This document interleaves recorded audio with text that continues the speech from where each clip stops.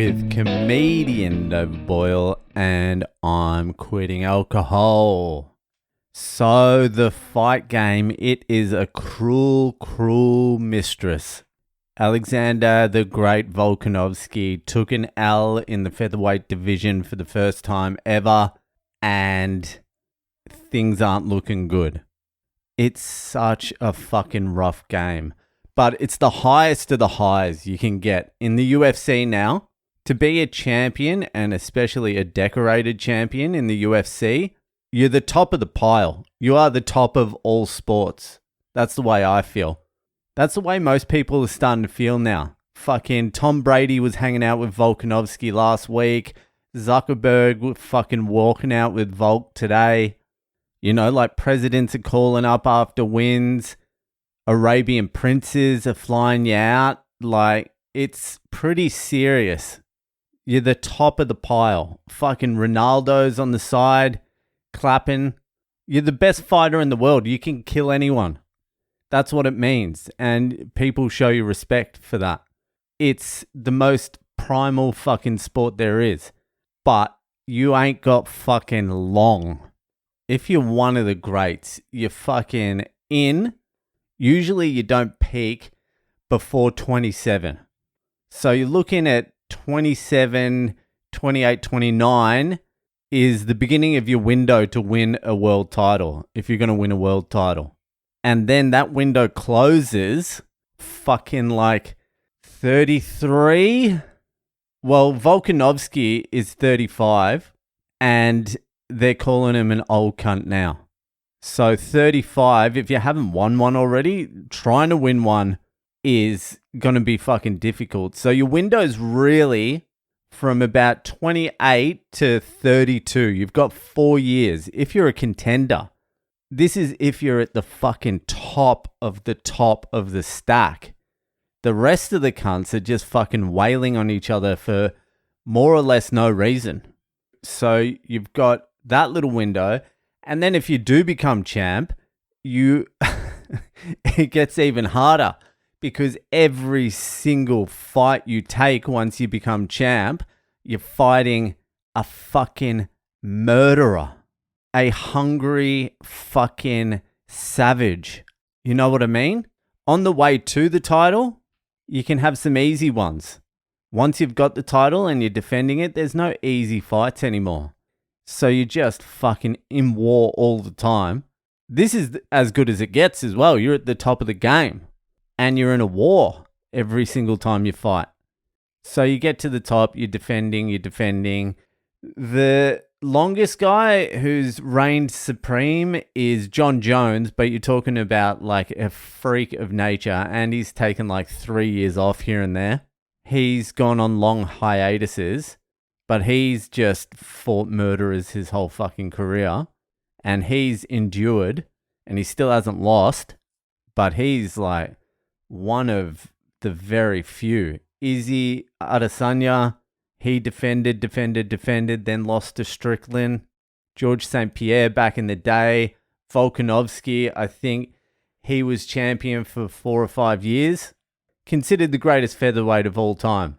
But eventually, you've just been in too many fucking wars. Eventually, the hunger has to go, even just 1%.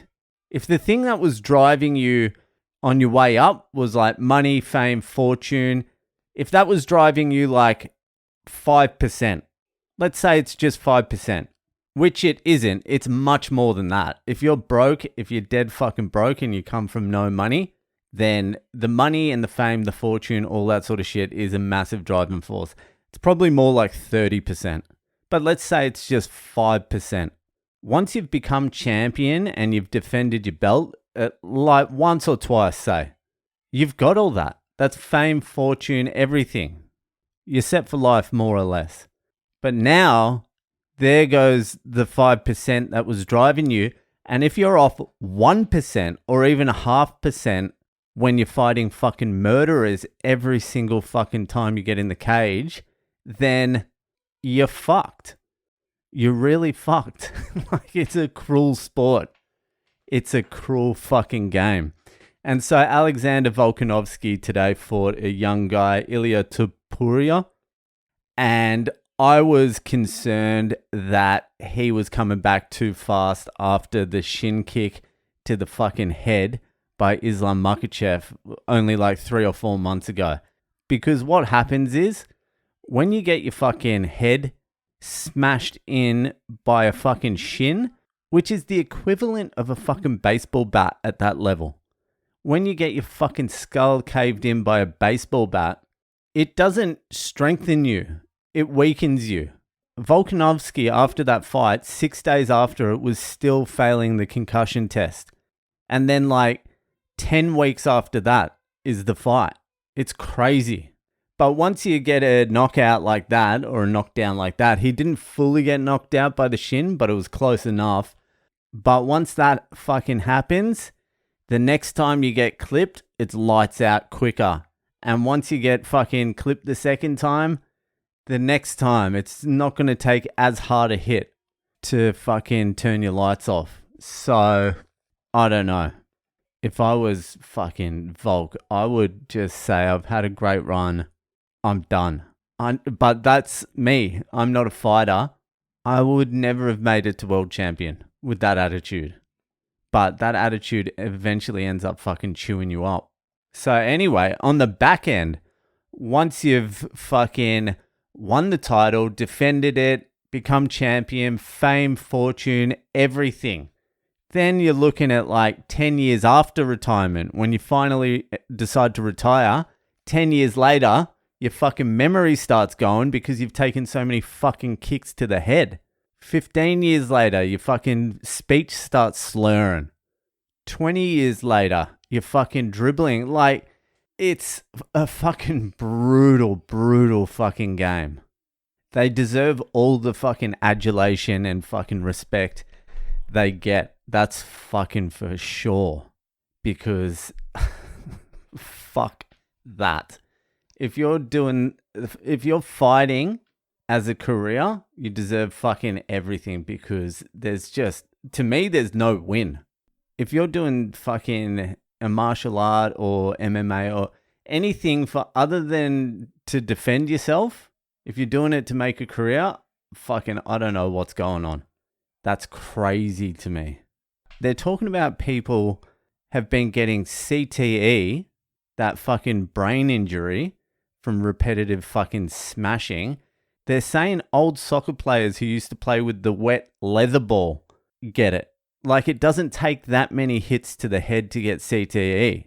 To be honest with you, if we weren't living in such a savage world where fucking like celebrities are cheering on blood sport, it should be made illegal. It should be illegal. It's probably my favorite sport to watch now. But if I was a moral person with ethics, it should be illegal. But goddamn, I love it. Jesus Christ. Another Aussie, Robert Whittaker. Fucking, he had an absolute fucking war with Paulo Costa. I don't like Costa, but Jesus Christ, they had a good fight. It was fucking great, most of the card, except for Ian Gary. I'm sorry, Irish. Ian Gary sucked. And when I say he sucked, I mean he won without drawing blood or being covered in blood. That's what I mean. Fucking hell. Anyway, that's the Boyle wrap, the UFC wrap for this week. I want to shout out a couple of new Patreon members. We've got fucking Keithy fucking boy, and we've got fucking Chris. I don't want to say his last name just in case, but Chris, you know who you are. I know who you are. Anyway, keep joining the Patreon. Degeni Diaries out this Tuesday. The link to the Patreon's on my website, boylecomedy.com. That'll do, and I'll see you the fuck later.